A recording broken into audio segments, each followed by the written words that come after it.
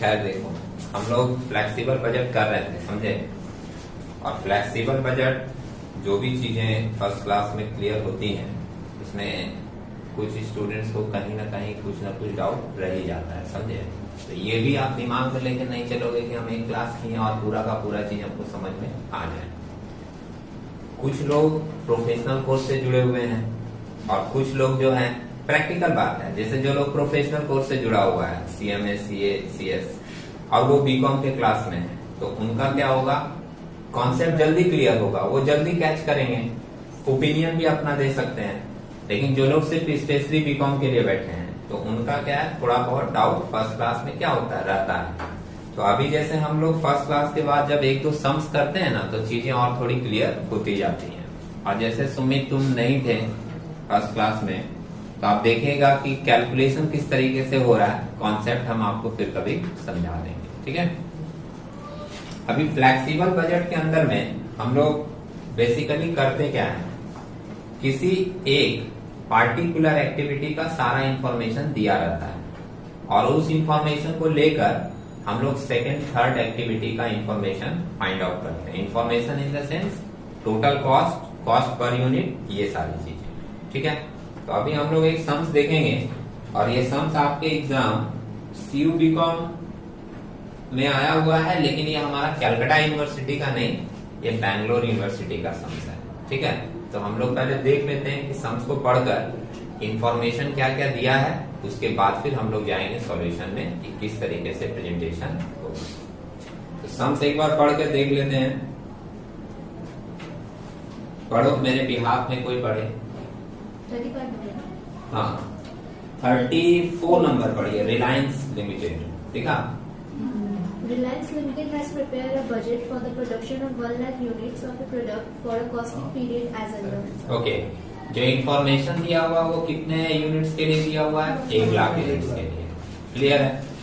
आगे Raw material 10.08, direct labor 3, direct expenses 0.40, works overhead 60% fixed, ₹10, administration overhead 80% fixed, ₹1.60, sales overhead 50% fixed, 0.80. Actual production in the period was only 60,000 units. Hold करना, जो हम लोगों का cost का data दिया है वो 1 लाख यूनिट्स का, कि हम लोग अगर 1 लाख यूनिट बनाते तो इतना इतना खर्च लगता है कि नहीं। लेकिन एक्चुअल प्रोडक्शन हम लोगों का कितना हुआ है, एक्चुअल प्रोडक्शन हुआ है हम लोगों का 60,000, है ना। तो हम लोग क्या करेंगे कि जो फ्लेक्सिबल बजट फाइंड आउट करेंगे वो कितने लेवल के लिए करेंगे, 60,000 के लिए। और ऐसा नहीं कि सिर्फ 60,000 का कॉलम रहेगा, 1 लाख वाला एक कॉलम रहेगा हमारा और दूसरा कॉलम रहेगा 60,000 का, ठीक है। लास्ट क्या मेंशन किया है, Prepare budgets for the original and revise of output. Okay, मतलब आपको एक ओरिजिनल लेवल का भी बनाना है और एक रिवाइज लेवल का भी बनाना है, ठीक है। और इसमें कोई परसेंटेज लेवल नहीं दिया है, डायरेक्ट यूनिट्स दे दिया है। तो स्टार्ट करते हैं। जो लोग फर्स्ट क्लास में थे वो लोग तो समझ गए होंगे प्रेजेंटेशन लिखना, तो साथ साथ लिख सकते हैं, कोई प्रॉब्लम नहीं है। ये हमारा बीकॉम बैंगलोर यूनिवर्सिटी का क्वेश्चन है और हमारा क्वेश्चन नंबर कितना है, 34। ऊपर की हेडिंग रहेगी फ्लेक्सिबल बजट, कंपनी का नाम दिया है,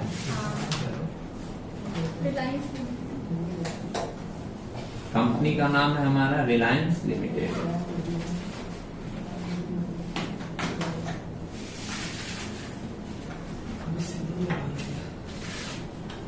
फ्लेक्सिबल बजट हो गया बाबू, थोड़ा इधर भी ध्यान देते।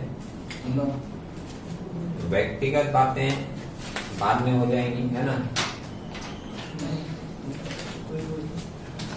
पहले हम लोग यहाँ लिख रहे हैं unit produce, unit produce, unit produce हम लोग कितना कितना सम्स में देखें, एक तो 1 लाख यूनिट्स का दिया हुआ था और एक बोला था कि एक्चुअल प्रोडक्शन कितना हुआ है, 60,000 का, है ना। पिछले दिन हम लोग एक सम्स किए थे, उसमें कुछ परसेंटेज भी दिया था, तो वो जो लोग नहीं थे वो लोग बाद में देख लेंगे। अभी हम लोग यूनिट जो एक्चुअल दिया है उसको लेकर देख लेते हैं कैसे होगी हमारा। पार्टिकुलर्स रहेगा और एक रुपीस का कॉलम। ठीक है, ओके।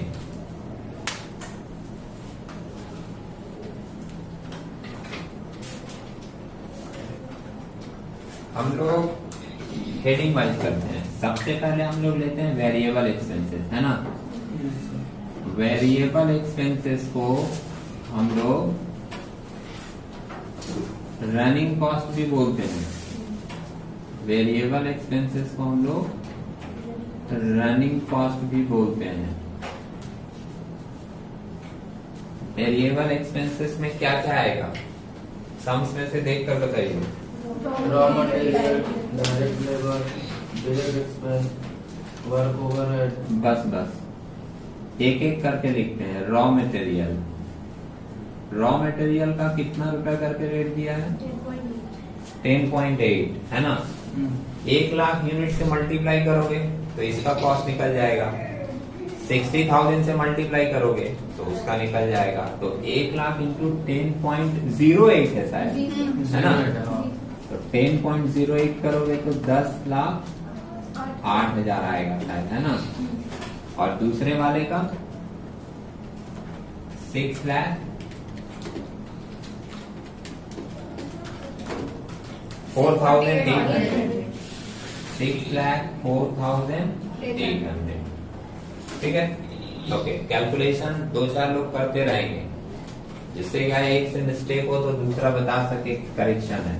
दूसरा हम लोगों का कॉस्ट किस चीज का है? Direct labour. तो डायरेक्ट लेबर भी हमारा वेरिएबल कॉस्ट होगा। डायरेक्ट लेबर कितने रुपए का रेट है? 3। तो इसमें आ जाएगा 3,00,000 और इसमें 1,80,000। तीसरा जो कॉस्ट दिया है वो है हम लोगों का डायरेक्ट एक्सपेंसेस, है ना। और डायरेक्ट एक्सपेंसेस के बारे में कुछ बोला है क्या? नहीं। तो अगर डायरेक्ट एक्सपेंस के बारे में कुछ नहीं बोला है, कोई भी अदर इंफॉर्मेशन, तो वो किस में जाएगा? वेरिएबल में जाएगा। और अगर किसी को डाउट हो तो मैं एक बात बताना चाहूंगा, याद दिलाना चाहूंगा। आप लोग सेमेस्टर 4 में है, फाइनल अकाउंट तो कभी बनाकर ही आए हैं। फाइनल अकाउंट में ट्रेडिंग अकाउंट बनाते थे। आपको याद होगा कि शॉर्ट वे में जब बोला जाता है कि ट्रेडिंग अकाउंट में कौन सा आइटम जाता है, तो बोला जाता है जितने डायरेक्ट एक्सपेंसेस फैक्ट्री से रिलेटेड होते हैं वो सारे ट्रेडिंग अकाउंट में जाते हैं। और ट्रेडिंग अकाउंट में जाने वाला जो खर्च होता है ना, वो वेरिएबल होता है। ट्रेडिंग अकाउंट में जाने वाला जो खर्च होता है वो वेरिएबल होता है। सुने होंगे आप लोग कि ऑफिस का खर्चा जो होता है वो फिक्स होता है, सुने ना। तो ऑफिस से रिलेटेड खर्चे होंगे, इनडायरेक्ट एक्सपेंसेस होगा तो माना जाएगा कि फिक्स है। लेकिन डायरेक्ट एक्सपेंसेस बोल देगा तो हम लोग बोलेंगे वो वेरिएबल है। ठीक है। और मैंने ये बात बोलने से पहले 2 बार आपसे पूछा कि सम्स में और कुछ लिखा नहीं है ना, क्योंकि अगर वो कुछ लिख दे रहा है कोई कंडीशन उसके साथ, तब तो वही फॉलो होगा। और अगर कुछ नहीं लिखा है तो वेरिएबल के कैटेगरी में ये आ जाएगा। तो हम लोग डायरेक्ट एक्सपेंसेस लिख ले रहे हैं। कितने की है? 0.40, 40,000। तो पहले का आएगा 40,000, 24,000। दूसरे का आएगा 24,000। टोटल कर देंगे और इसको नाम भी दे देंगे टोटल ए। 10-3-13 है ना। 30,48,000 और दूसरे का 8,08,800। 8,08,800। ठीक है, आप लोग भी देख लें। इसके बाद हम लोग लेते हैं सेमी फिक्स, सेमी वेरिएबल। ठीक है, अभी सेमी वेरिएबल में हमको 3 आइटम दिख रहा है। Semi variable cost, semi variable cost. Semi variable cost के अंदर 3 आइटम दिखा हमको। पहला क्या है? Work overhead. Work overhead. Work overhead में आप देखोगे ब्रैकेट में कुछ लिखा है, 60% फिक्स। तो जब 60% फिक्स है तो 40% वेरिएबल होगा, है ना। और लेने का तरीका क्या होगा, उसका रेट कितना दिया है 10 रुपया। 10 रुपए का पहले 40% निकालेंगे, 4 रुपए आएगा।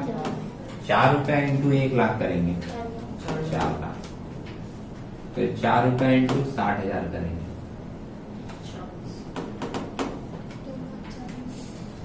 ठीक है, 2,40,000।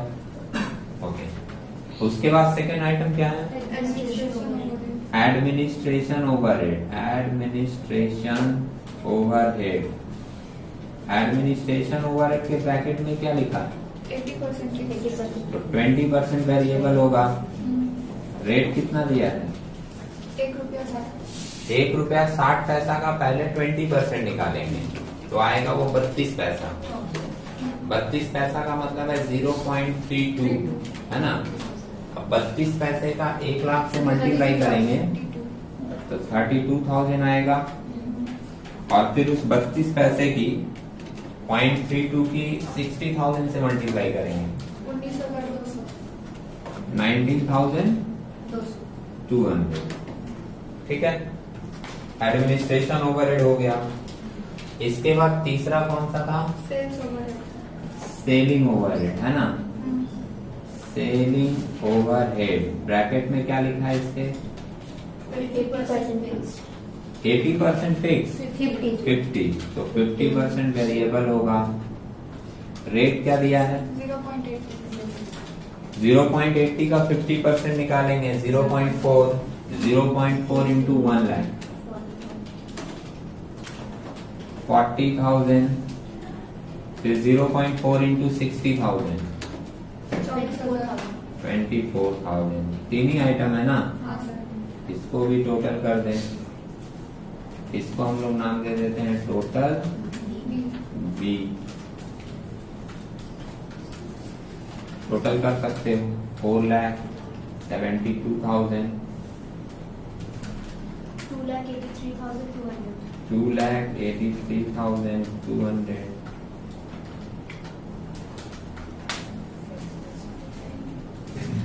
सेमी वेरिएबल कॉस्ट आ गया। फिक्स कॉस्ट कुछ भी नहीं है सम्स में, तो सेमी फिक्स ले सकते हैं हम लोग। सेमी फिक्स में कौन आएगा, ये जो वेरिएबल वाला तीनों था पार्ट, इसका सेकंड पार्ट चला जाएगा सेमी फिक्स में। तो जब बोल दिया कि वर्क ओवरहेड में 40% वेरिएबल है तो 60% फिक्स होगा, वो फिक्स में आ जाएगा।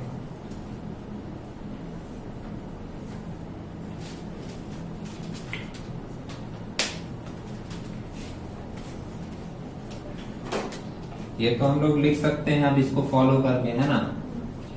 आप लोग भी लिख सकते हैं, जैसे वर्क्स ओवरहेड। वर्क्स ओवरहेड हम लोग यहाँ लिख रहे हैं 60% फिक्स वाला पार्ट, है ना। अच्छा, उसका रेट कितना था, 10 रुपया। 10 रुपया। सुन लेना इसको एक बार, एक समझ जाओगे फिर बाकी दोनों लिखोगे। 10 रुपए का हम लोग 60% निकालेंगे, 6 रुपया आएगा। 6 रुपया इंटू 1 लाख करेंगे, 6 लाख आएगा। तो इसमें हम लोग 6 लाख लिखेंगे ना, तो दूसरे वाले में भी 6 लाख ही लिखेंगे, समझे। जो लोग लास्ट क्लास नहीं थे उनको बता दें, ये आपका फिक्स एक्सपेंसेस है, और फिक्स एक्सपेंसेस एक पार्टिकुलर लेवल ऑफ एक्टिविटी का फिक्स ही रहता है। मतलब आप 60,000 यूनिट बनाओ तो भी उतना ही लगेगा, 6 लाख, और आप 1 लाख यूनिट बनाओ तो भी लगेगा 6 लाख, ठीक है। सेकेंड वाला फिर वैसे ही लेंगे, एडमिनिस्ट्रेशन ओवरहेड। एडमिनिस्ट्रेशन ओवरहेड इसका कितना पार्ट फिक्स है, 80%। रेट क्या दिया हुआ है, 1.6 का 80% निकालोगे तो आएगा 1.28, है ना।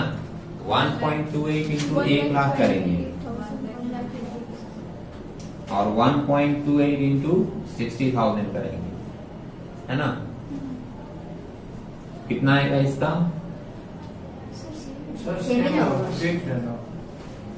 फिक्स है तो सेम आएगा। चलो सही है, लिखना पड़ता है ना बीच में। हाँ, सेलिंग ओवरहेड, सेलिंग ओवरहेड का पार्ट बताइए। 50%।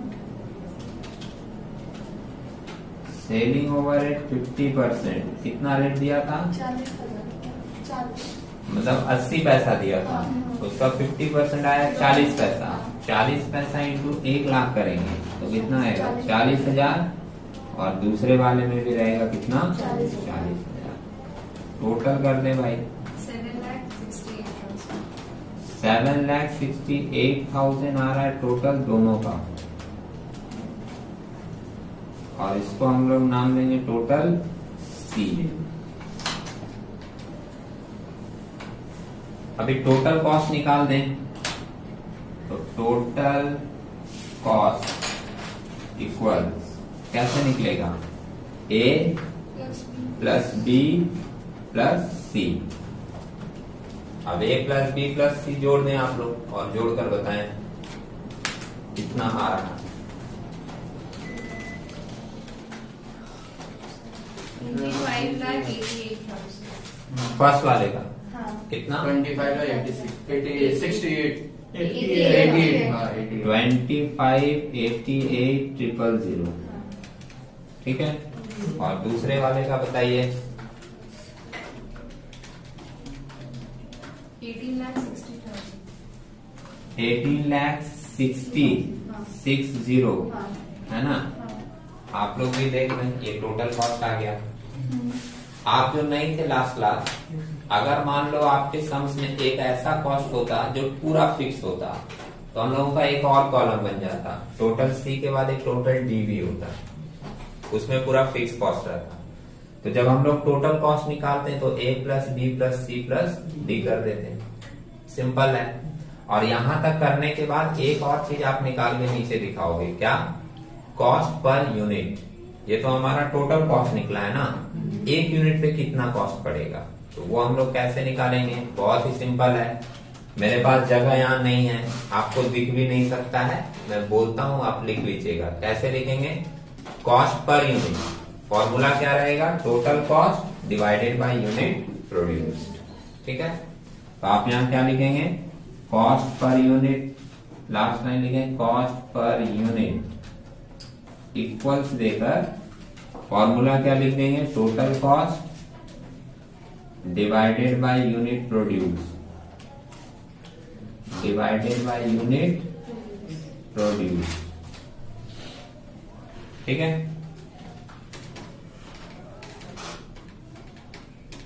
टोटल कॉस्ट हम लोगों का है 25,88,000 डिवाइडेड बाय 1,00,000 यूनिट प्रोड्यूस हुआ था ये, है ना? तो इसका आपका आएगा 25.88। सही लिखे हैं? दूसरे वाले का आपका टोटल कॉस्ट है 18,60,000 डिवाइडेड बाय 60,000 करोगे 31। तो आपका आ जाएगा रेट कितना? 31 डायरेक्ट 31 आ रहा है। ओके, ठीक है, क्या समझ में आया? इस लास्ट वाले पॉइंट से एक पॉइंट हम लोगों को क्या समझने को मिली कि अगर हम लोग ज्यादा यूनिट प्रोड्यूस करेंगे, 1 मिनट हाथ रोक के देख लीजिएगा, अगर हम लोग ज्यादा यूनिट प्रोड्यूस करेंगे तो हमारा एक यूनिट बनाने का कॉस्ट कम लगेगा, दिख रहा है? और हम जितना कम यूनिट प्रोड्यूस करेंगे उसके हिसाब से हमारा जो पर यूनिट कॉस्ट है वो बढ़ जाएगा। समझे? फ्लेक्सिबल बजट बनाकर ये सारी चीजें हम लोग फाइंड आउट करते हैं। अभी अगर तुम अपना कॉस्ट को और कम करना चाहते हो तो तुम 1,00,000 से भी ज्यादा यूनिट्स बनाओ। तुम जितना ज्यादा यूनिट्स बनाओगे तुम्हारा जो पर यूनिट कॉस्ट है वो टोटल क्या होता रहेगा? कम होता रहेगा। ठीक है, ओके, देख लीजिए। अगर यहाँ पे कोई प्रॉब्लम हो तो आप एक बार फिर से पूछिए, मैं फिर से बता देता हूँ। ठीक है, उसके बाद फिर हम लोग आगे बढ़ते हैं।